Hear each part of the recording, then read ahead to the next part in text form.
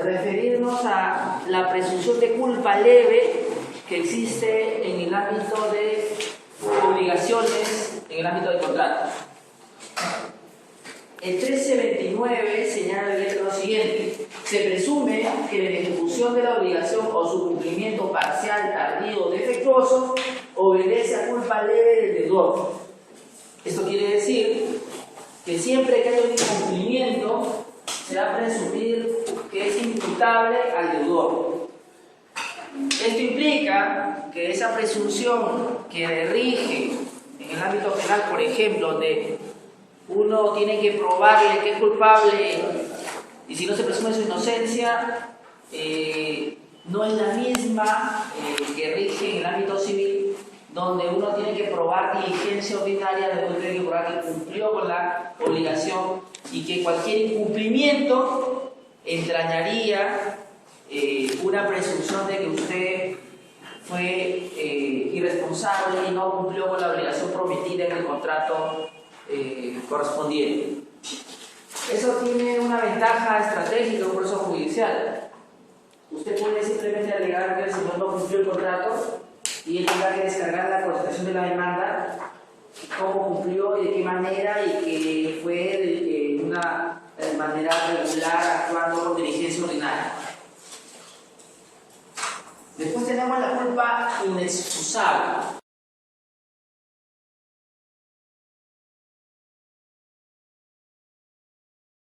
Inexcusable es aquella que vulnera el principio de confianza, el deber de actuar conforme a la diligencia ordinaria, y el artículo 1330 lo consagra de la siguiente forma: la prueba de dolo o de la culpa inexcusable corresponde al perjudicado por la ejecución de la obligación o por su cumplimiento parcial, tardío o defectuoso. En el caso que estamos visualizando en la pizarra, donde hay una tijera dentro de un tórax luego de una operación, ¿es un típico caso de culpa leve o de culpa inexcusable? Inexcusable porque es evidente que la cosa habla por sí misma y que revela una incompetencia del galeno al momento de realizar la operación quirúrgica.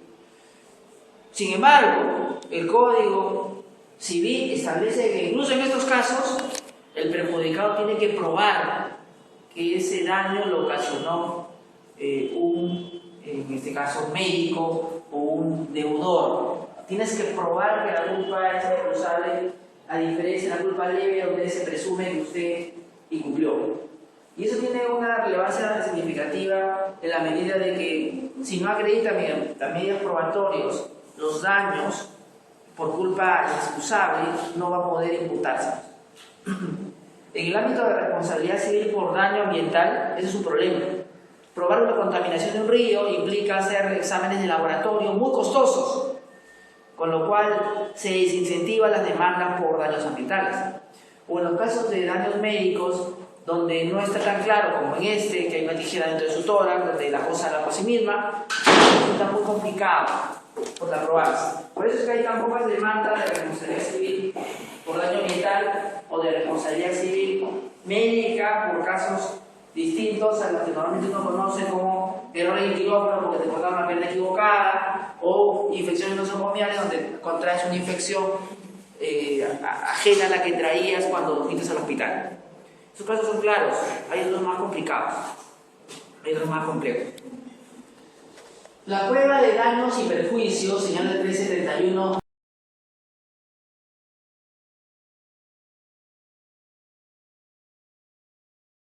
lo siguiente: corresponde al perjudicado por la ejecución de la obligación o por su cumplimiento parcial, tardío o defectuoso. Otra vez nos dice claramente el Código Civil que nosotros tenemos que probar, ¿verdad? Tenemos que acreditar los perjuicios, tenemos que probar el daño patrimonial y el daño extrapatrimonial, el lucro cesante y el daño emergente, el daño a la persona, el daño moral, el daño psicosomático, el daño existencial, el daño al proyecto de vida, el daño a los derechos fundamentales. Tenemos que probarlo. No se presume el daño.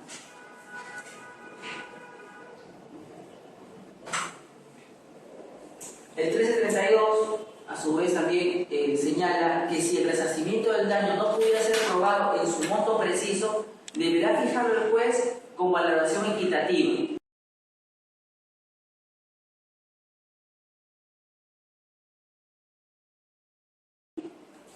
Y ahí quisiéramos llegar a discutir sobre lo que habla el autor Juan Espinosa en su libro de Responsabilidad Civil, sobre la racionalización de las indemnizaciones, en particular las de daño moral, ¿no? Porque las de daño moral son discrecionales, ¿no? Ejemplo, por una infección nosocomial, esto es, por aquel caso donde ingreso al hospital porque me rompí la pierna y salgo con VIH porque contraje la enfermedad dentro del hospital por alguna imprudencia en la transfusión de sangre, ¿habría un daño moral? Sí. ¿Y ese daño moral cómo puedo determinar cuánto sería? Queda a discreción del afectado, queda a discreción del juez. ¿Y dónde podríamos encontrar la base legal? Acá. Por eso es que no tenemos una cuantía para muchos casos de responsabilidad civil. Simplemente tenemos el buen criterio del juez y la sensatez del demandante. No hay. Si al juez no le parece bien, perdón, indemnizar con una cantidad suficiente, va a tener que aceptar nomás el demandante. O sea, depende de lo que el juez diga. Por ejemplo, a mí yo tengo un accidente y me quito un brazo, depende de la discrecionalidad del juez. Si usted dije como pretensión indemnizatoria 80.000 soles, el juez fija 10.000, el juez tendrá que hacer una debida motivación de por qué le da los 10.000. ¿Sí? Si no está de acuerdo con ello, podrá tener la posibilidad de recurrir al instante superior y señalar que por una falta de debida motivación usted apele, ¿no? Igual podría realizarse una casación si es que no se han valorado los hechos o no ha habido una interpretación ajustada a la ley. Podría todavía impugnarse esa decisión. Lo que no está en cuestión es que hay una discrecionalidad para fijar el daño moral. Así como lo podría fijar muy bajo, podría fijarlo muy alto. Esa discrecionalidad, señala la jurisprudencia y la doctrina, el derecho comparado, debería ser de alguna forma racionalizada a partir de precedentes, a partir de tendencias jurisprudenciales, para saber, por ejemplo, en caso de que me dé una infección nosocomial, la jurisprudencia cuánto está señalando que es el monto justo, 1 millón de soles. ¿Sí? 1 millón de soles. Al último caso, en el hospital San Bogal, se le concedió 1 millón de soles. Hasta antes de ese caso, el caso de una también infección nosocomial, se le concedió 800.000 soles. Entonces, resulta razonable que si yo me contagio de una infección nosocomial en un hospital, yo demande por 1 millón de soles, sí resulta razonable. Y a criterio del juez quedará, pues, poder incrementarlo, de repente 1.100.000, 1.200.000, pero ese criterio de discrecionalidad no podrá jugar en contra de esa jurisprudencia precedente porque ya hay una tendencia, ¿no es cierto?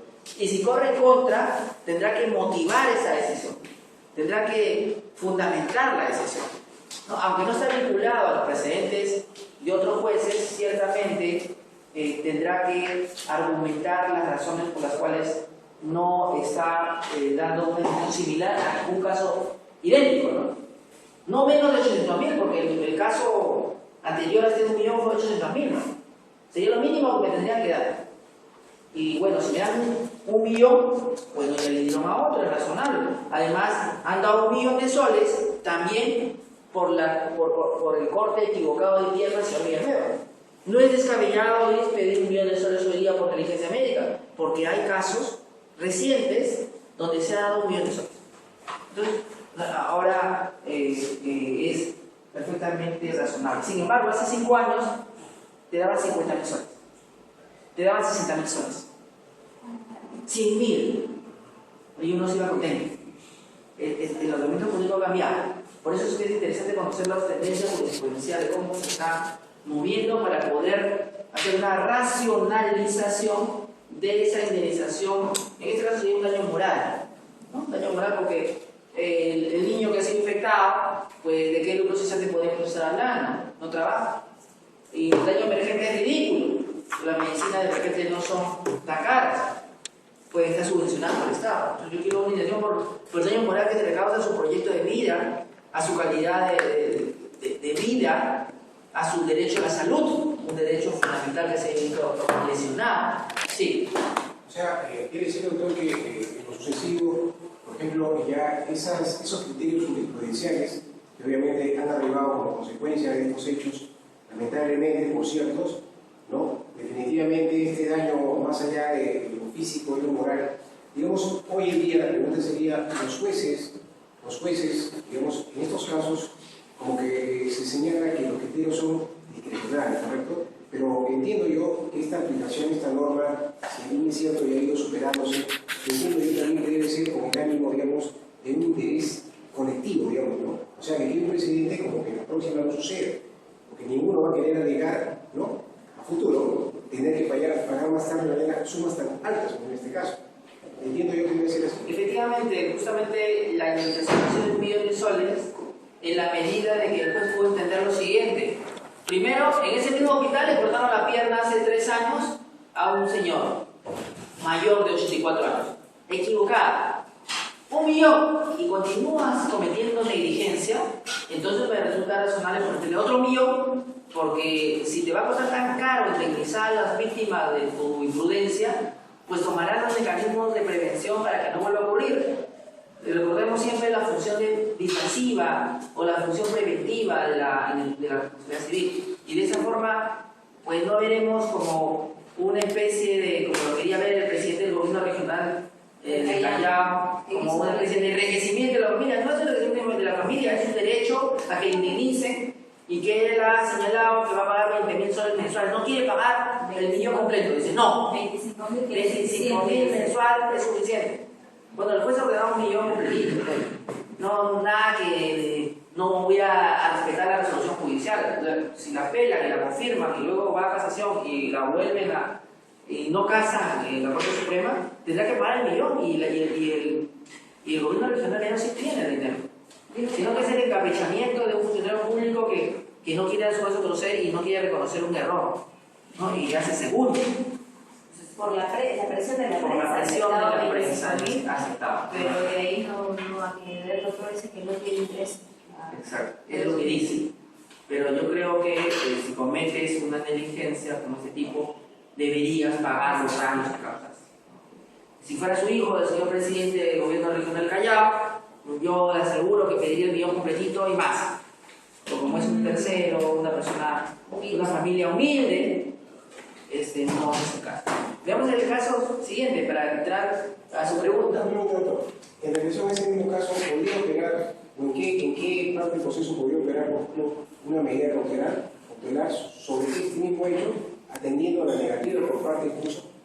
Bueno, aquí podría operar una medida cautelar de embargo en forma de retención de las cuentas corrientes.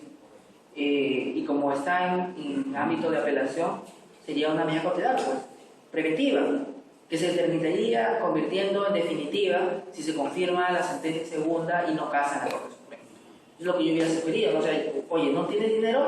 Señor juez, Banco Continental, Banco de Crédito, Interbank, lo doy al azar, porque así no permite el Código Procesal Civil. Y el juez notifica, envía cartas a los diferentes bancos y retiene. A mí me ha pasado alguna vez que la institución, la empresa donde fui a embargar, tenía varias cuentas y de las varias cuentas le retuvieron en todas. El banco cumplió la orden judicial y yo lo único que tuve que hacer es, de una me cobré y después ya le pedí, señor juez, a la demás libérales.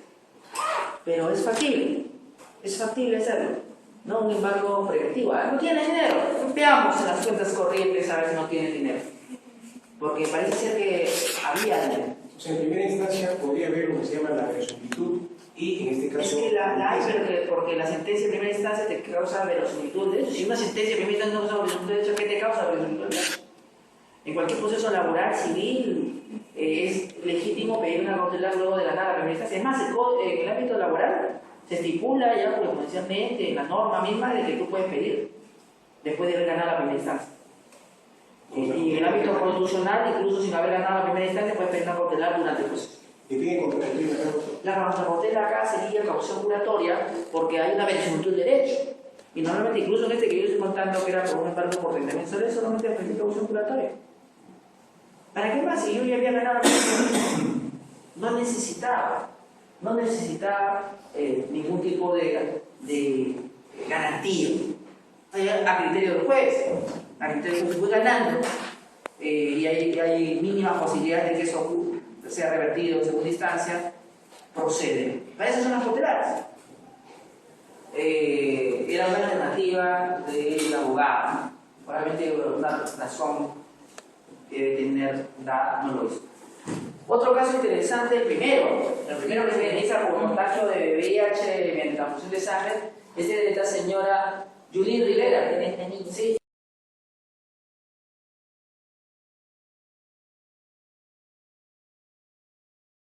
Y que indemnizaba el presidente Alan García y le dio un cheque en vivo en directo de 600.000 soles, ¿no? Y ella señaló en el momento que recibe que esto es muy poco, que no estaba de acuerdo, que el daño que le habían hecho era un daño mucho mayor, y no le faltaba la razón. Algunos lo harían muy mal a la señora cuando dijo eso, y no le faltaba la razón. ¿Por qué? Porque ella le hacía una intervención para operarla por un cáncer que sufría, y en la operación le contagió VIH. Así como en las elecciones una vez escuché, esto es como el cáncer y el SIDA, la señora tenía los dos tenían, y le dieron 600.000 soles. 300.000 soles, menos todavía, menos de lo que debió recibir. Y en ese contexto, pues, no le faltó razón a ella para decir que fue muy poco. Pero para ese momento era la máxima indemnización que se había otorgado por infecciones nosocomiales. Nunca antes se había otorgado una suma similar, nunca antes. Por lo tanto, era una especie de pequeña victoria dentro de un contexto donde estábamos acostumbrados a indemnizar por 50.000, 40.000 y en partes, no en... Entonces, es interesante el caso de Judith Rivera. Y además, la desazón que le produjo que le dieran tan poquito. Efectivamente, si ven el caso de este niño que le da 1 millón de soles, no le falta razón. No le falta razón en que fue muy poco lo que le otorgaron. Después también tenemos el 1336 y es la responsabilidad del deudor en caso de mora.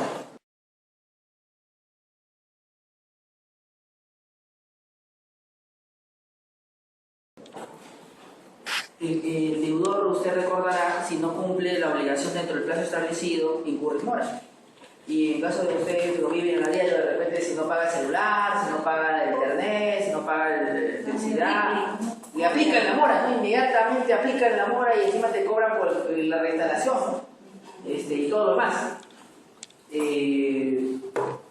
A propósito de ello, hay una noticia interesante en medios de comunicación hoy día sobre barreras burocráticas en las universidades. Fui uno de los que denunció a mi propia alma mater por cobros indebidos y me alegra que ahora el Indecopi haya dado la razón a esa denuncia y haya procedido a ordenar que se eliminen algunos pagos por que constituyen barreras burocráticas. Por ejemplo, no me pueden pedir constancia de no deudar libros. Oye, eso tú lo tienes en tu sistema, constancia de no deudar, entre otras cosas. Vea la noticia, está en internet. Yo he dicho esa marca, que no sé. Sigamos con el 1336. El deudor está constituido en mora. En mora responde de los daños y perjuicios en el robo y por el retraso en el cumplimiento de la obligación y por la imposibilidad sobreviniente, aun cuando ella obedezca a una causa que no le sea imputada. Interesante. Si yo me demoro en cumplir mi obligación y acaecen daños por ese incumplimiento, tengo que pagar los daños y perjuicios. Tengo que pagar los... No, pero había una causa sobreviniente que hacía imposible. Por ejemplo, un caso fruto fuerza mayor. Pero ese caso fruto fuerza mayor, y se produjo en el momento que yo me había demorado, o sea, en el espacio en que yo se supone que yo había cumplido, ahí se produjo. Tenía que cumplir para hoy día y el caso fortuito se produjo la semana que viene. Entonces, oye, ya no se aplica, pero acá no hay ruptura de derecho causal porque se supone que para ese momento ya había cumplido. Y entonces ya tú no puedes agregar exoneración de responsabilidad porque evidentemente estarías arreglando un hecho propio, ¿no? O sea, me estoy aprovechando de mis circunstancias de mi negligencia, de mi incumplimiento para exonerarme de una obligación al que estaba obligado. No, el caso ocurrido fue mayor, siempre eso fue posterior, cuando ahorita cumplir, no cumpliste. Así tenemos, por ejemplo, el caso, por ejemplo, de que te ofrezcan asistencia médica y la asistencia médica no llegue a tiempo y su familia fallezca de un paro cardíaco. Y luego de unas 3 horas llegan, acá estamos, vamos, ¿dónde es? No, hay daños y perjuicios. No, pero estamos con todas las maquinarias. Hay 5 ambulancias afuera. ¿Dónde está el paciente? Se demoraron demasiado, parece. Caso real. Hubo una mora de deudor y ocasionó un daño irreparable, un daño moral, ¿no? Entonces, evidentemente, o de repente su compañera María Elena tiene su vehículo, ya ha contratado una grúa, un servicio de auxilio mecánico y se le detiene el vehículo en la Javier Prado y ahí dice su contrato que máximo se demora 1 hora. 3 horas después apareció la grúa y 1 hora antes un camión había investido su camioneta y había dejado pues en estado absolutamente inservible. La grúa podría decir, uy no, pero este es un hecho determinante de un tercero, una fuerza mayor, yo no puedo responder por eso porque te chocaron por atrás y eso es culpa del señor. ¿Tendría que responder por esos daños? Sí. Y la base legal está acá. El artículo es clarísimo, 336 dice que aun cuando ella obedezca a causa que no le sea imputable. Un camión se encontró atrás de mi vehículo, pero eso no hubiera ocurrido si tú hubieras recogido el vehículo dentro del tiempo estimado. Pero como no viniste a recogerme, ocurrió este accidente. No, pero eso es una fuerza mayor. Eso es una fuerza mayor, pero el código dice que no te puedes exonerar porque tú estabas en mora y tendrás que pagar por los perjuicios que te causan. Puede sustraerse de esta responsabilidad probando que ha incurrido en retraso sin culpa o que la causa no imputable había afectado la prestación aunque se hubiese cumplido oportunamente. Es interesante esta parte. Claro, obviamente, si la mora ha sido sin culpa, o sea, si me retrasé por una situación de caso de fuerza mayor, no me es imputable. Por ejemplo, me detienen arbitrariamente, yo soy el conductor de la grúa, un policía, y luego de 3 o 4 horas pruebo que yo no tenía ninguna infracción. Y por eso no llegué a donde tenía que llegar. Bueno, ahí sí, pues no me imputaría daños y perjuicios, porque evidentemente hay una fractura del riesgo causal. Pero sí podría imputar los daños que ella ha sufrido al policía que arbitrariamente la detuvo. ¿No es cierto? Porque fue esa conducta la que genera el daño. Porque si yo lo hubiera dejado ir al señor conductor de la grúa, hubiera recogido el vehículo y no hubiera habido ningún problema. Entonces siempre alguien pagaría por daños. En este caso pagaría por los daños aquel que detuvo arbitrariamente y ocasionó un daño a un tercero. En este caso, que a consecuencia de esa demora, el tercero fue perjudicado. Después señala o que la causa no imputable había afectado a la prestación aunque se hubiese cumplido oportunamente.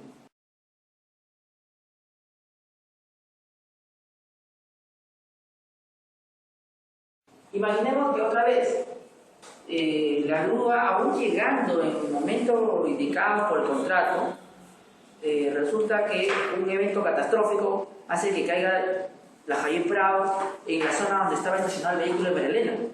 Y aún llegando en el momento iba a ser afectada. Si yo demuestro que eso es así, ya no resulta de alguna forma razonable exigir daños y perjuicios porque habiendo llegado o no habiendo llegado, igual se hubiera producido el daño, ¿no? Ese es un caso que te plantea el código, ¿no? En aquellos donde se demuestre que aún habiendo cumplido oportunamente la obligación, igual se hubiera producido el daño. Igual. Es interesante ese supuesto planteado en el Código Civil. Después tenemos la indemnización en caso de mora que inutiliza la obligación.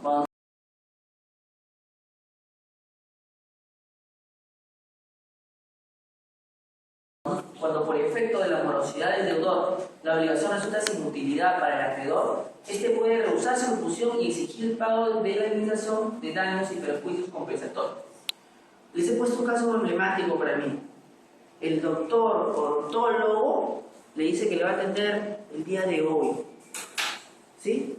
Y que porque su pieza dental tiene que ser salvada y la calle está avanzando agresivamente. Pero por una cosa extraordinaria, el doctor dice, bueno, no, ya no estoy cansado, no puedo hacerlo. Y después de 6 meses, quiere hacerle la intervención a la pieza dental. Y descubre que ya no hay sanación de la pieza. Que es una pieza perdida, que no sirve para nada, ni siquiera con el dolor se salva. Ese es el caso que está planteando ahí. O sea, debido a la excesiva demora del deudor, la prestación ofrecida ya no es de interés de usted.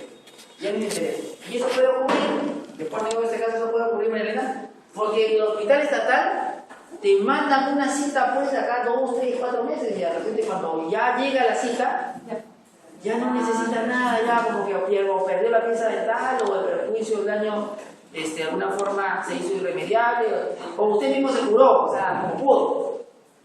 Entonces aquí están planteando este supuesto, ¿no? Aquí, entonces cuando por efecto de la morosidad del deudor la obligación resulta sin utilidad para el acreedor, este puede rehusar su cumplimiento y exigir el pago de intención de que si en el sistema de salud la atención es tan tardía que me ocasiona perjuicio y luego aún queriendo ejecutarla yo puedo negar y demandarlo civilmente para que me indemnice por los perjuicios ocasionados. Recuerden los casos, por ejemplo, de un cáncer agresivo que tiene que ser aprobado como usted y le dicen, estás en la lista, junto a ti hay como 30 más, espera más, y cuando llega ya es inoperable. Bueno, si yo he pagado mi prestación 35 años, si tú no logras atenderme en la oportunidad como corresponde y eso genera un daño irreparable, tengo que indemnizar.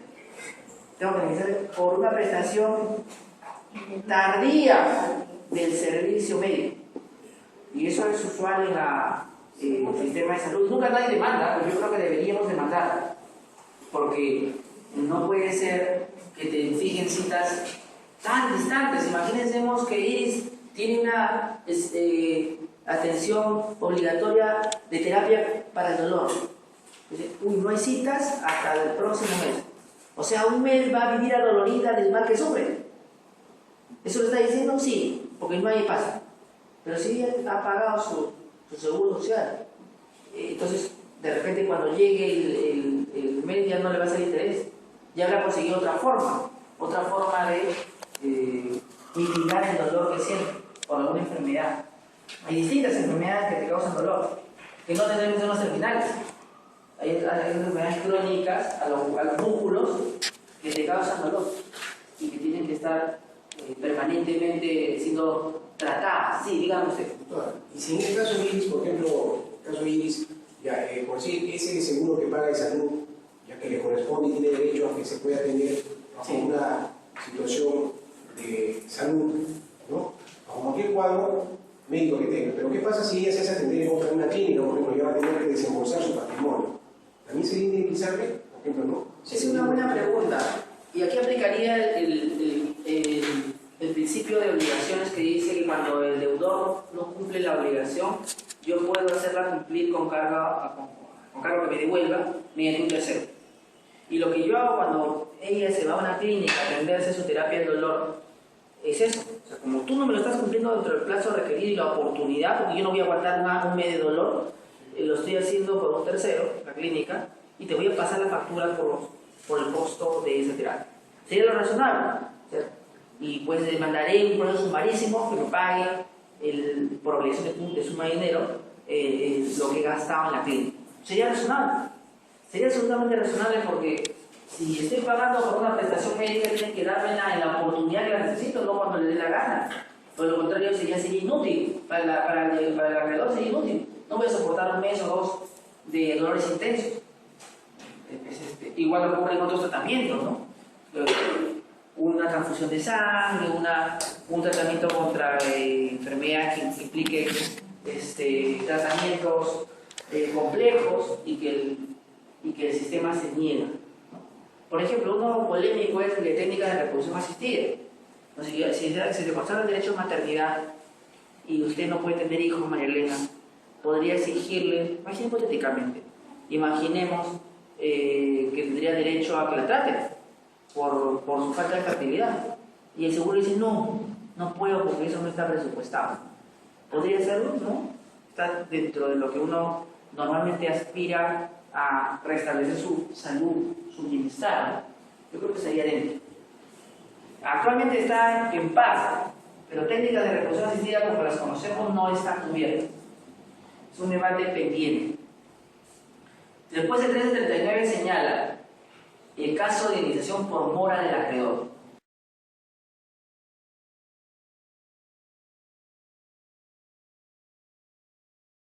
El acreedor en mora queda obligado a indemnizar los daños y perjuicios derivados de su retraso. O sea que el deudor, yo lo tengo claro, dice María Elena, puede incurrir en mora cuando se demora en cumplir su prestación. Pero ¿cómo es esto de que el acreedor también puede caer en mora? La llamada mora del acreedor. ¿Cómo se puede producir? Bueno, se puede producir en aquellos casos donde existe una obligación de parte del acreedor sine qua non para yo poder como deudor ejecutar mi parte. Por ejemplo, Marvin me vende su vehículo y yo lo cito en la esquina entre Rusia y Venezuela. Él está esperando casi 3 horas y no llega. Y en eso aparecen 3 fascinerosos, lo golpean bastante a sus compañeros, de alguna forma encuentran la forma de quitarle las llaves y se llevan el vehículo. Se llevan el vehículo. Entonces, en este caso, usted se preguntará, su compañero Marvin tiene que darle otro vehículo nuevo a su profesor porque le han robado el vehículo. No, porque yo me encontraba en mora del acreedor, o sea, me esperó en la hora indicada y bien, pasaron 3 horas y luego de las 3 horas ocurre este hecho lamentable. Pero además de eso, ha ocurrido daños, a él lo han golpeado, lo han molido a palos y está muy grave en el hospital. ¿Quién pagaría por los gastos médicos y otros daños que él ha sufrido? El acreedor que estaba en mora, porque si yo hubiera llegado a tiempo, no hubiera habido la asalto, o no lo hubiera expuesto al asalto. Esa es la idea de este supuesto. Cuando haya daños y perjuicios porque el acreedor demoró un cargo, una prestación que tenía para efectos de poder cumplir el deudor su prestación, pues responderá por daños y perjuicios que causa. Aunque no lo parezca, pueden darse casos.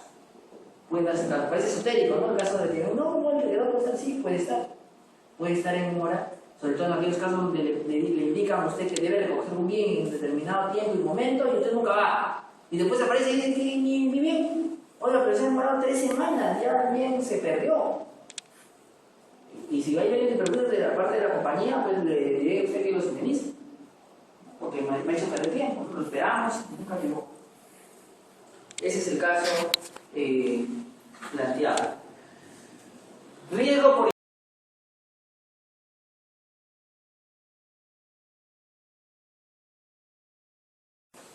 que en el caso de la venta del vehículo, yo ya le había cancelado el monto total del precio. A pesar de ello, él sentía un poco de envidia y dice: no quiero darle el vehículo al doctor, es demasiado bello este vehículo, no lo merece. Entonces, bueno, voy a esperarlo acá, pero voy a llamar a unos amigos que tengo que viven por allí, por el Callao, y de repente se pueden pasar y esperar que el doctor llegue, pueden pedirle prestado el vehículo, ¿no? Sin cargo de devolverse. Resulta que los amigos están esperando ahí escondidos, pero se cansan 3 horas, ya Mari, salte ahí, nos vamos a llevar el vehículo. No, es que ya no lo tengo que dármelo. Lo golpeamos un poco y se lo llevo. Él tenía el dolor de cumplir el contrato. No quería, tenía la intención. No, entonces, en ese caso, no, pues en ese caso, evidentemente, si se pierde el bien por un dolo o culpa inexcusable del deudor, sí tendría la obligación de pagarme daños y perjuicios.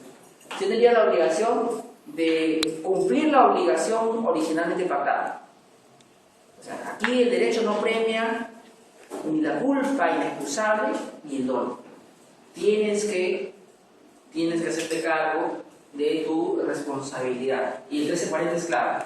Por eso es que, y ya lo vamos a ver en otro artículo, cuando una tienda o un restaurante pone que si se pierden tus pertenencias dentro de su local, ellos no se responsabilizan, que tengan mayor cuidado, eso no lo exonera de que si por ejemplo viene el mozo y se lleva su celular, no se haga responsable, porque eso sería culpa o dolo, ¿no es cierto?, de alguno de los empleados, y él respondería, el restaurante, por evidentemente responsabilidad objetiva.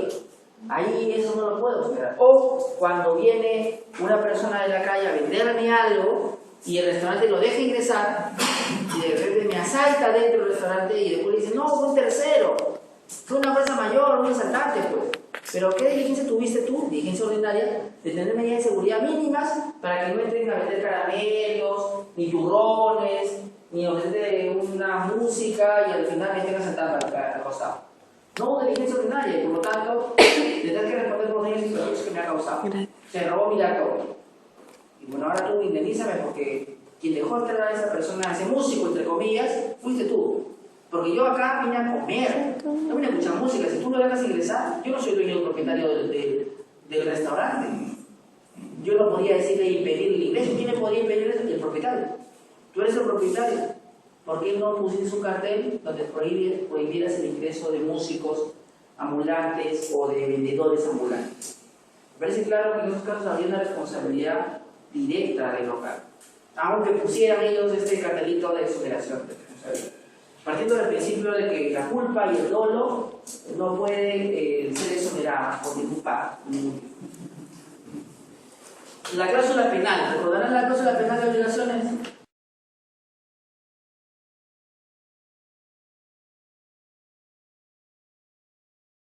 Vamos a recordarla un momento. El artículo 1341 señala el pacto por el que se acuerda que en caso de incumplimiento tiene el efecto de limitar el resarcimiento a esta prestación y que se devuelva la contraprestación si lo hubiere, salvo que sea estipulado en la extensión del año anterior. En este último caso, el deudor deberá pagar el íntegro de la penalidad, pero esta se computa como parte de los daños y perjuicios si fueran mayores. Es interesante esta cláusula porque normalmente en un contrato, en caso de que yo incumpla y pueda generar daños, fijo. Si yo incumplo, dice Marvin, con entregar el vehículo en la fecha pactada, le voy a indemnizar con $1.000 americanos. $1.000 americanos y 000. Bien, eso está claro, es una cláusula penal. Pero ¿qué dice este artículo? Dice que pudiera usted demandar una suma mayor si se probaran daños ulteriores. O sea, otros daños, daño moral, por ejemplo. O sea, uno se refiere a la cláusula penal normalmente a un daño de índole patrimonial, pero de repente usted ha sufrido un daño moral y ese daño moral podrá ser litigado en el ámbito judicial y reclamado. Eso es lo que está diciendo esa cláusula penal, ¿no? Cuando dice el deudor deberá pagar el íntegro de la penalidad, pero esta se computa como parte de los daños y perjuicios si fueran mayores. O sea, estamos diciendo que los $1.000 no me alcanzan, pero te los acepto porque los computaré como parte de una indemnización mayor. Y si en la misma cláusula se coloca, digamos, no obstante a los daños que pueden haberse causado, me abstengo yo de moralmente, ¿no? O por la moral. Y lo que pasa es que aquí tendrías que haber establecido lo que sigue en el artículo, salvo que yo hubiera estipulado que esta cláusula penal también contempla daños ulteriores. Si yo no pongo esa indicación, se entiende que solamente se trata de daños que se producen en el ámbito local. Ahí está de alguna forma pequeño estrategia contractual. Dígame usted. En lo que usted menciona del caso de Marvin, el daño sin que se estipule esta cláusula, la cláusula penal, sería solamente la restitución del carro o sería la indemnización en igual proporción de otro carro, ¿verdad? O en dinero. o especie de similar. Claro, Porque esto... Es bueno el ejemplo de Mariana. Lo que estoy diciendo es, bueno, $1.000 es por Los daños los daños y ulteriores. perjuicios por el incumplimiento de entrega del vehículo. Pero yo quiero el vehículo. Claro, esa es la... Entonces quiero que me entregue el vehículo y además quiero que pague la cláusula penal de $1.000. Es correcto, es correcto. Pero resulta de que el vehículo lo quería para en ese vehículo llevar a mi hermana que se estaba casando y el vehículo era una limusina. ¿Hay un daño ulterior? Claro, porque me quedé sin limusina dentro del cual le voy a llevar a mi hermana porque se va a casar. ¿Ese daño ulterior estaba contemplado en mandato? Probablemente no. Y por ese daño ulterior podría demandarlo Marvin, salvo que él había tomado la diligencia de poner que también esto es por daño ulterior. En buena cuenta, la cláusula penal, la naturaleza de la cláusula penal es limitar la indemnización por los daños que puedan producirse por el cumplimiento de un contrato. Pero si no está bien redactada, pudiera no ser una limitada. Pudiera solamente ser una parte de una indemnización mayor, como dice la ley. Habrá que redactarla bien para evitar responsabilidades. Habrá que redactarla de una manera adecuada. Sin embargo, esta cláusula penal no me puede exonerar de culpa inexcusable o de dolo. No me puede exonerar. Habría una limitación. O sea, si yo cometo culpa inexcusable o dolo, solo te pagaré un sol. No resulta razonable, ¿no? O sea, no podría, no, eso es contrario al orden público. O sea, ningún contrato se pacta pensando en que usted va a actuar de manera maliciosa y contrario a la buena fe. Eso contraría el criterio que uno tiene y que establece en parte general del contrato, que dice los contratos se negocian y se celebran de buena fe. Y si yo pacto una cláusula penal de ese tipo, contraría el principio básico de contratos, que es la buena fe. Por eso es que no podría ser exonerado en ningún caso de culpa inexcusable ni de dolo, porque contraría la esencia de un contrato que siempre reposa en la buena fe. Hay casos especiales de contratos que fijan indemnizaciones y que están en el libro de Juan Espinosa que usted estaba revisando. Vamos a resumirlo. Tenemos en los contratos relativos a la transferencia de propiedad, la posesión o el uso del bien, que existe la obligación de saneamiento por parte del transferente, quien responde al adquirente por la emisión.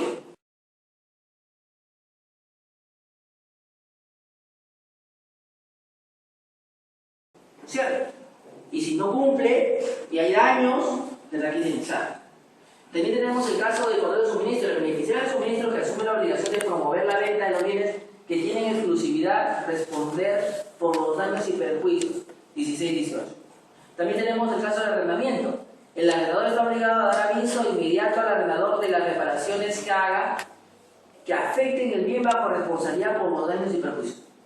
Entonces ya es una serie de contratos que el propio código establece un régimen de responsabilidad civil claro. Vamos a ver unos cuantos más. También tenemos el caso del propio contrato de arrendamiento, ¿no? Es responsable por el deterioro o pérdida del bien que ocurre en el curso del arrendamiento. También. Si son varios arrendatarios, todos son responsables. Solidaridad. La consignación por parte del arrendatario del bien dado exige su responsabilidad. En caso de la enajenación del bien con arrendamiento escrito, registrado, referente lo de por concluir y finalmente el arrendador queda obligado al pago de daños y perjuicios según el 1609. En buena cuenta, lo que te está fijando es que si tú cumples una obligación establecida en un contrato de arrendamiento, vas a asumir el costo de los daños y perjuicios que de él se derivan. Y esa es la misma lógica de todos los contratos. ¿No debió consagrarse una cláusula especial?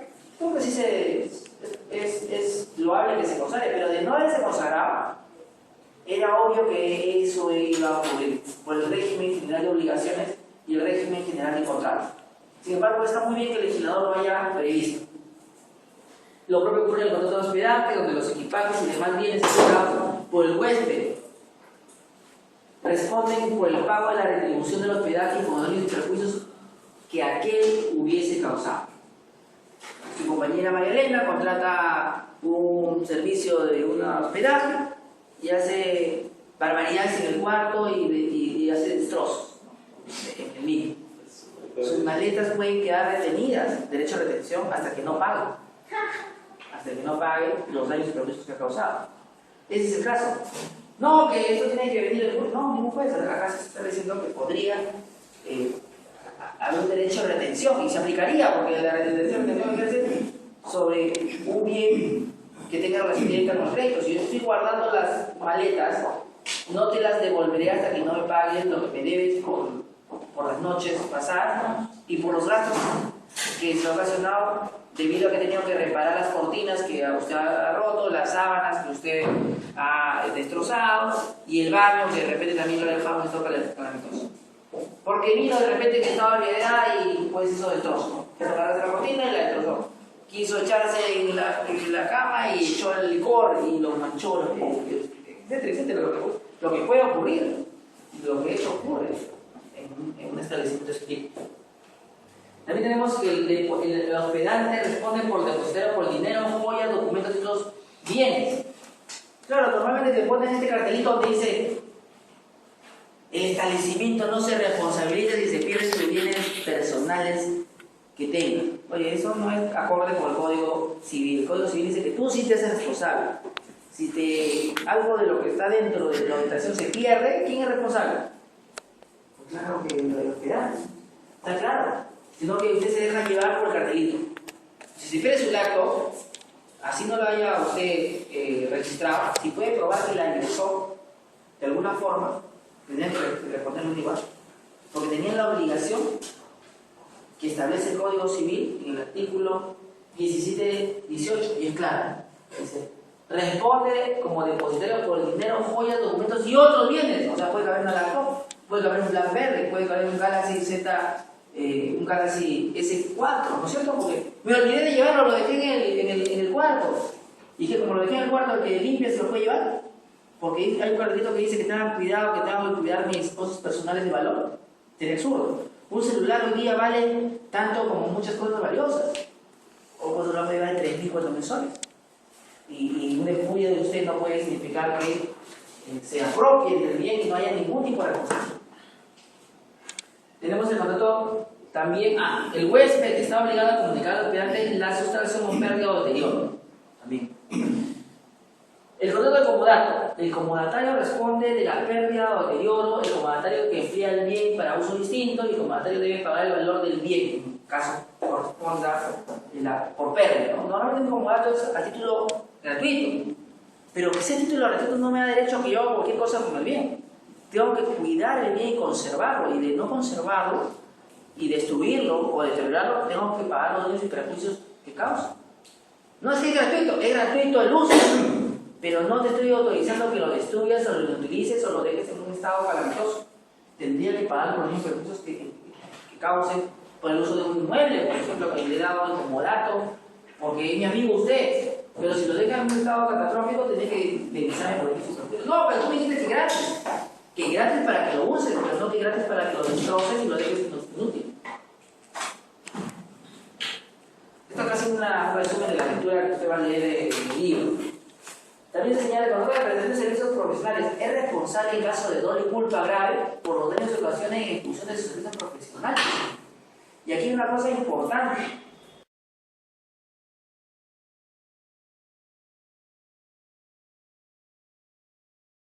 Este 1762, junto con otros artículos del Código Civil, establecen que solo los profesionales respondemos. ¿Por qué causal? Por dolo o culpa grave. ¿Y por culpa leve responden, María Elena? No responden por culpa leve. O sea, tenemos ventaja los profesionales que no respondemos por culpa leve. Sí. ¿Y eso es razonable? No. Porque si ha habido un incumplimiento, yo debería indemnizar por ese incumplimiento. El hecho de que sea profesional no me exonera de pago de daño incumplido, así sea la culpa leve. Así sea leve la culpa, porque si esa culpa leve generó daños en alguien, resulta sumamente injusto que yo no lo indemnice. Si ocasioné, así sea con culpa leve, daños, debo indemnizar. Por ejemplo, vamos a ir a un caso extremo. Lo cité a su compañero para encontrarse en Chincha para ver un caso. Uy, se me olvidó la cita y él gastó en el pasaje, en la cena, en el hospedaje. Es culpa leve porque fue un descuidito, pues. O sea, me olvidé de la reunión. y que todos sus gastos en qué incurridos no serían indemnizables. No me parece, o sea que usted va a sacar de la suya porque es culpa leve. Es que es un descuido, pues María Elena, me olvidé de la cinta, tengo un montón de actividades, tengo una agenda llena y lo dejé a su compañero en Chicha esperando. No resulta justo. Yo creo que debe ser sujeto de indemnización y esa cláusula que exonera a los profesionales por culpa leve no debería existir. Deberíamos responder de todo. Por cierto, cualquiera de ustedes podría sufrir una culpa leve de un profesional médico, de un notario, de un profesional de otra carrera, con contador, por ejemplo. Y por eso no va a ser exonerado de pago. Dígame, siga contando. En el caso de un abogado, doctor, que esté litigando, por ejemplo, y que de pronto tenga un caso, debe ser judicial, civil o penal, lo cierto es que ante una sentencia se olvida, por ejemplo, ¿no? De ir a la central de notificaciones, no tiene conocimiento, y de pronto, pues, lo que sucede es que se le pasa el tiempo para poder apelar. Típico caso, ¿no? En este caso podría decir, no, pues la verdad que pasó esto, y bueno, que hay una demarcación, ¿no es así? No, se le pasó tiempo para apelar. Pasaron de declarar consentido. Ya, en ese caso lo que el compañero plantea no es culpa leve, es culpa grave, inexcusable. Porque si se me pasa el plazo para apelar, es culpa inexcusable. Una culpa leve en un escrito, en un ámbito de un profesional de derecho sería que Marvin le pido que redacte un documento y en el momento de chancar la plancha se equivoca y pone otro juzgado. Sin embargo, el número del expediente es correcto, pero ese juzgado, el nombre que le ha puesto, hace que incurra que te recepciona la demanda en un error y lo envía a otro juzgado. Luego noto, oye Marvin, ¿qué has hecho? Esto está en otro juzgado. Una semana después voy a hablar con el TPC Partes, arreglo la situación y todo vuelve a empezar.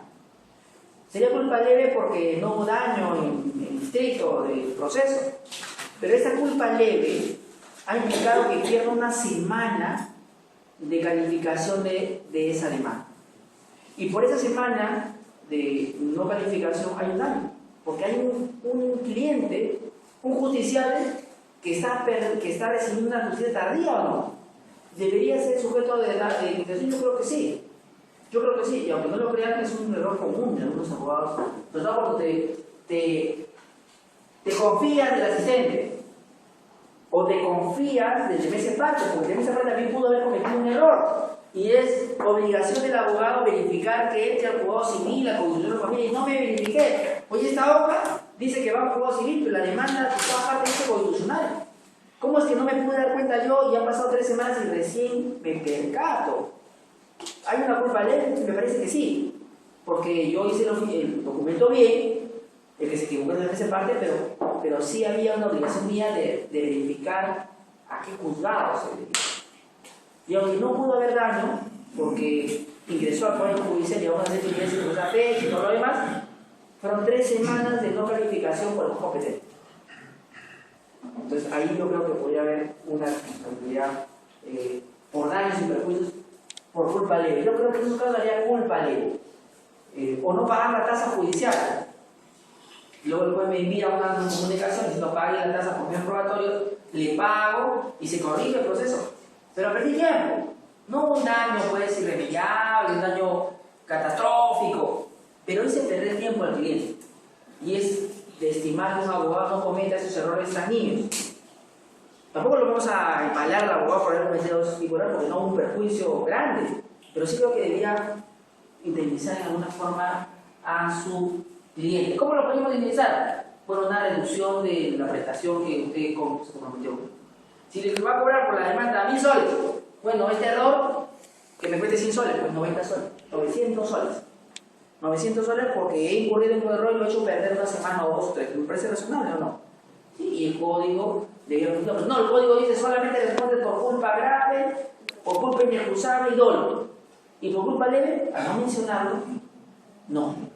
Entonces nadie podría, en teoría, demandar a alguien por ese perjuicio de demora en la justicia. De demora.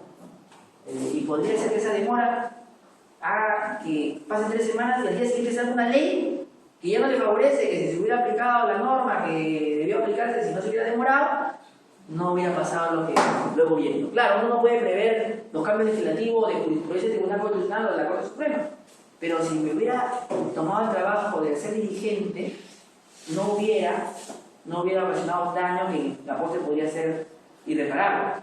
Ahora, eso contradice el principio elemental de que solo estoy exonerado si actúo con diligencia ordinaria. Y si la culpa leve es contraria a la diligencia ordinaria, ¿por qué me vamos a exonerar? No resulta razonable. Si la regla es que solo por diligencia ordinaria estoy exonerado, la culpa leve no debe ser exonerada de responsabilidad moral. Debería aplicarse. Sin embargo, quienes hacen el código, ¿quiénes son? Los profesionales de derecho. Entonces creo que había una pequeña ayudadita de los que hicieron el código con relación a los abogados, porque es absolutamente direccionado a los profesionales, ¿no? Los cuales estamos nosotros. Tenemos también el orden de mandato, ¿no? Si el mandato utiliza en su beneficio el dinero, está obligado a su restitución. Y si no lo restituye y hay daños, tendrá que indemnizar.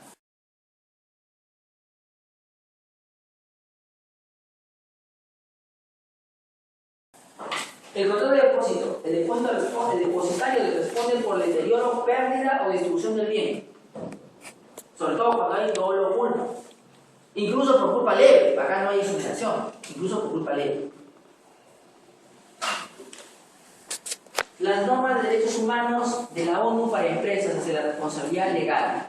He querido sacar esta disposición internacional porque existen obligaciones que no tienen naturaleza legal, sino que tienen una naturaleza consuetudinaria.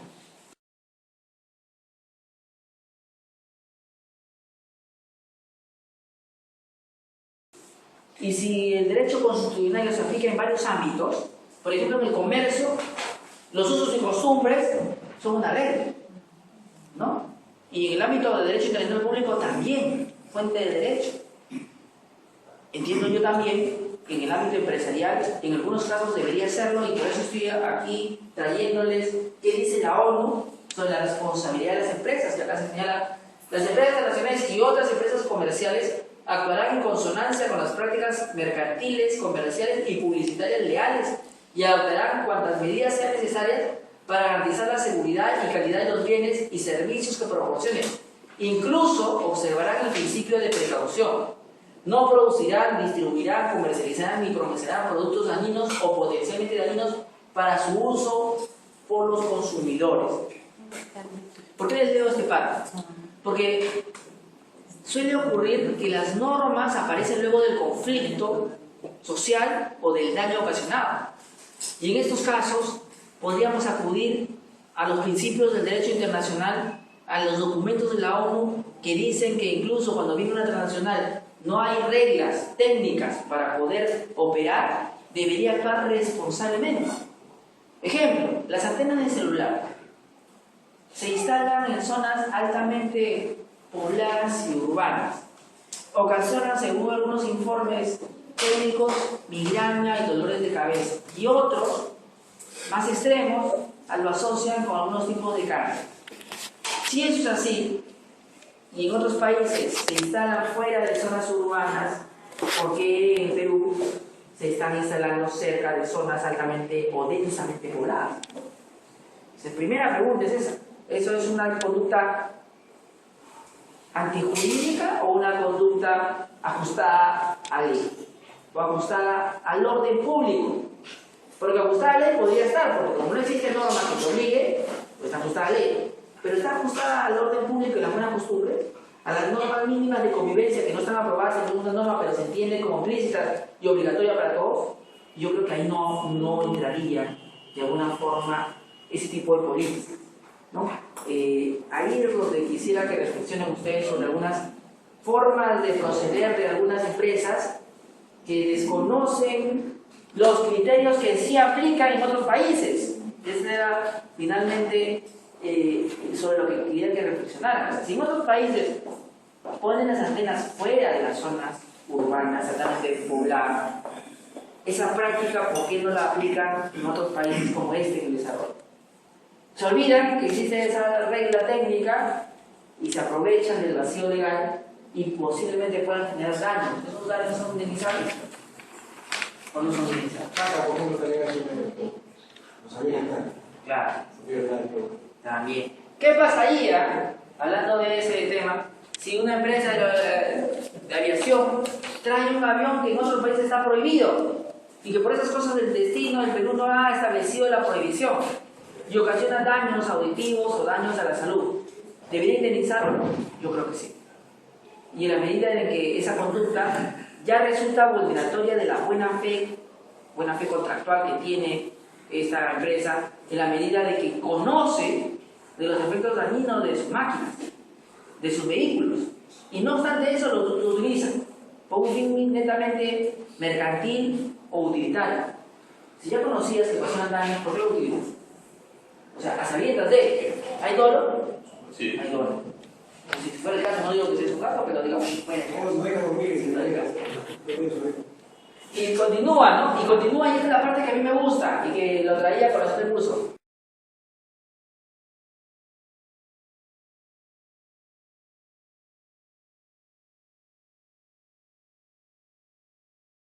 Las empresas transnacionales y otras empresas comerciales proporcionarán una compensación rápida, eficaz y adecuada a las personas, entidades y comunidades que hayan sido perjudicadas por el incumplimiento de las presentes normas mediante, entre otras cosas, la realización, la restitución, la retribución y la rehabilitación de todo daño producido a todo o todo bien tomado respecto de la determinación de daños con respecto a sanciones penales y todos los demás aspectos. Los tribunales nacionales deben aplicar la presente norma internacional. Entonces, esta norma de derechos humanos de la ONU para empresas, digamos, no les es vinculante, es una declaración. Sin embargo, en la medida que varios países lo han suscrito, se entiende que tiene cierto criterio, de alguna forma, cada país para exigir a las empresas nacionales de que eso ocurra. Deberíamos tener mecanismos más rápidos. No litigar tanto y crear mecanismos que posibiliten una rápida solución de índole compensatorio, como lo establece, como le establecen estas normas de derechos humanos. Es interesante que la ONU se haya percatado que también las empresas pueden vulnerar derechos humanos, no solo los estados, porque normalmente uno exige el cumplimiento de las normas de derechos humanos a los estados, pero no a las empresas. Y desde este punto de vista, lo que está ocurriendo es que se está reconociendo como sujeto de derecho internacional ¿a quién? A la empresa transnacional. ¿Por qué? Porque la empresa transnacional hoy por hoy maneja un importante movimiento económico, incluso mayor a varios PBI de países en desarrollo. Y si eso es así, y tiene gran influencia política, social, debe tener un tratamiento legal, como este. ¿No? Y el futuro es este, suscribir tratados mediante los cuales limites esa discrecionalidad que tienen muchas empresas nacionales. Que está bien que vengan, pero que hay que respetar los derechos humanos, entre ellos el derecho a ser indemnizado por los daños que ocasionan. Tenemos un caso interesante de Brasil, ¿no? Está en portugués.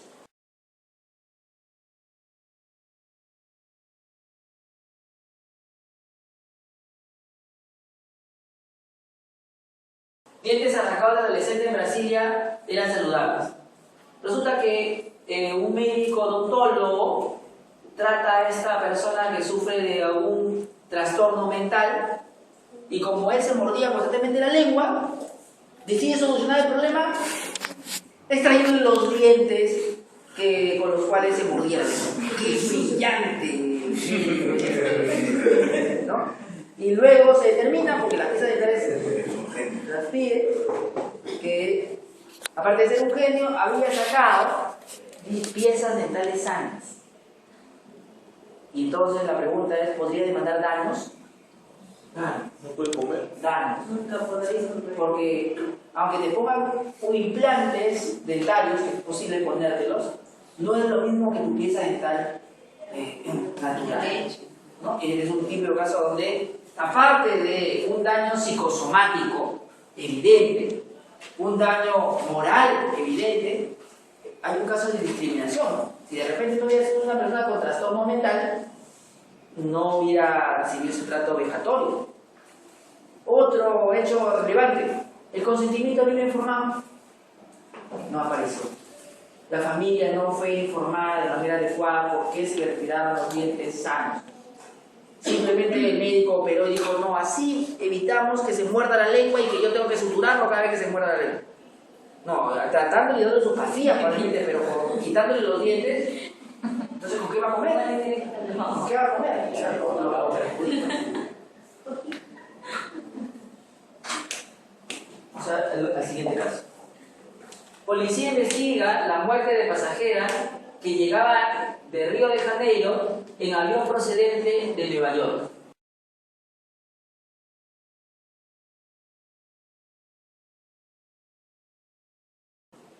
Otra irresponsabilidad, no lo miren a su compañero, no lo miren a su compañero. Resulta que la aeronave no se había dado cuenta, la empresa de aviación, que uno de sus pasajeros se había muerto. Y estaba que paseaba el pasajero de un lado a otro. O sea, ese es un servicio idóneo de una empresa aeronáutica. No. Debió percatarse de que uno de sus pasajeros había fallecido. ¿Hay ningún tipo de responsabilidad? Claro que sí, porque los familiares debieron ser informados del fallecimiento oportunamente de su familiar. No puede estar paseando en el avión y uno no darse cuenta que había una persona fallecida. Pregunta, ¿hay diligencia ordinaria en la conducta de la empresa aérea? No. Las zapatas. No, no hay, porque se supone, usted conoce mejor que yo, que uno revisa los asientos, verifica si todos los pasajeros han bajado, etcétera. Y en este caso, ¿cómo uno se da cuenta que una persona muerta en su aeronave? Pues es absolutamente negligente e irresponsable. Y si hay daños y perjuicios, usted tiene que pagarlo. Usted tiene que, por ejemplo, que la familia se haya enterado tarde. Y ella estaba preocupada y en zozobra durante días buscando a su familiar, pero no sabía dónde estaba desaparecido, estaba muerto. Pero obviamente. Y encima, lo que va a ocurrir aquí, en otro país, porque el avión está en otro país, ¿no? O sea, traerlo de vuelta. ¿No? Traerlo de vuelta y no se dieron cuenta. Es un problema, ¿no? Porque hay que pagar derechos, hay que hacer todo un trámite. Yo estoy acá en Brasil y el cuerpo está en Nueva York, porque no se dieron cuenta que la persona había fallecido, pues resulta pues sumamente mortificante y debería pagar daños y perjuicios por eso. Policía abre investigación para investigar la muerte en Desembarque, en el mismo caso, ¿no? Que está siendo contado un poquito más de detalle. Entonces se prohíbe el reparto gratuito de las píldoras del día siguiente.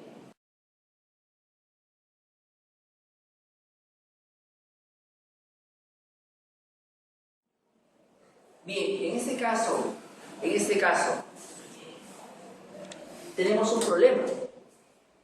Porque el Estado peruano contrata, como por ejemplo, no conocemos, pero su compañera me ha dicho, Postinor 2 contrata para que le brinde un número significativo de medicamentos, y cuando usted se le dice que no puede repartirlos, el Estado peruano puede dejar sin efecto ese contrato. ¿Puede dejar sin efecto ese contrato? Sí. ¿Sí? Sí, porque lo tiene que indemnizar. Porque la empresa no tiene ninguna responsabilidad. O sea, le pidieron su Postinor y le dieron su Postinor. Pero yo no puedo repartir, ya no quiero más Postinor. No. Este se podría ser demandado porque por culpa de Postinor se ve perjudicado y el Estado peruano no puede seguir comprando. No, porque es ejercicio regular de un derecho. Y en el ejercicio regular de un derecho, la empresa no podría, ¿no? Yo estoy ejerciendo mi jurisdicción. Esa venta está viciada por inconstitucionalidad porque puede afectar a una persona con nacer.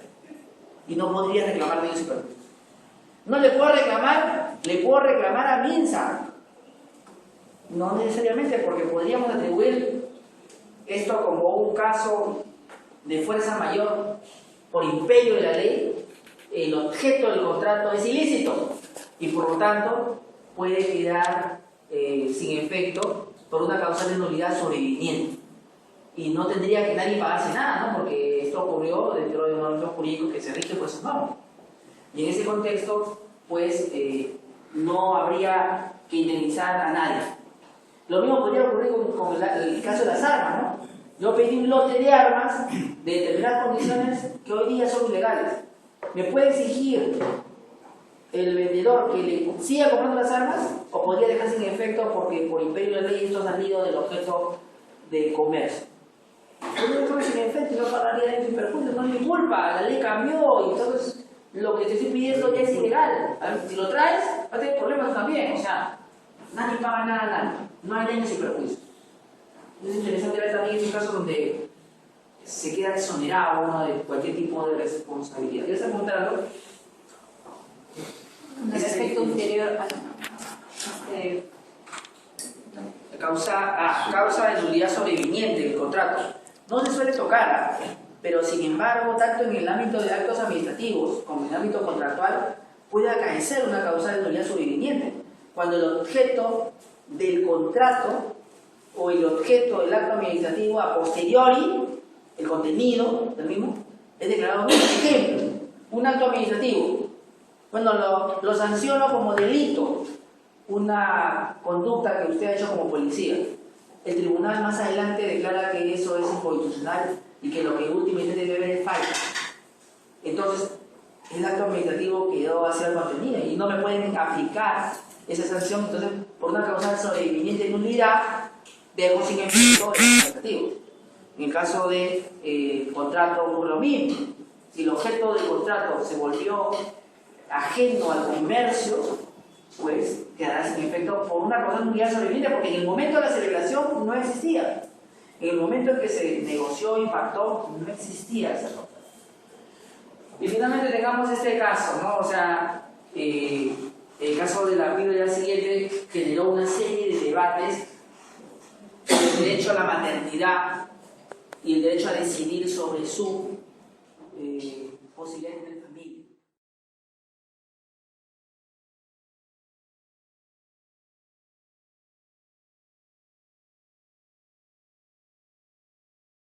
Hasta ahora no han terminado el debate, pero hasta donde tengo entendido hay una acción de amparo que pretende ya imposibilitar la venta también privada de la Biblia siguiente. Si se determina que no es abortiva, se ve afectado un derecho fundamental como es el derecho a planificar su familia, ¿no? ¿Y por eso podría haber una indemnización? Yo creo que sí.